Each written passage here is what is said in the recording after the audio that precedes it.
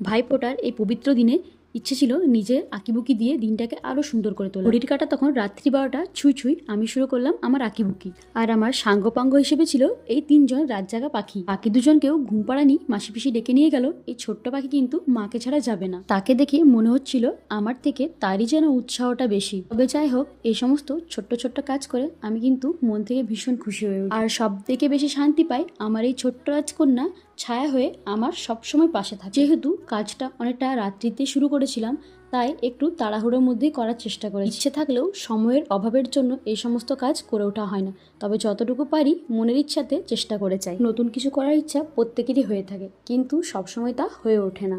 খুব কম সময়ে কাজটি করা অবশ্যই জানিও কেমন লাগছে। বাঙালি পরিবার মানেই চালের গুঁড়ো, খড়িমাটির অস্তিত্ব আলপনার মধ্যে রাখতেই হবে। সে তুমি রং তুলি দিয়ে যত সুন্দরী আলপনা দাও না কেন। রং তুলি দিয়ে আমার আঁকা আলপনাটি কেমন হয়েছে অবশ্যই জানাবেন।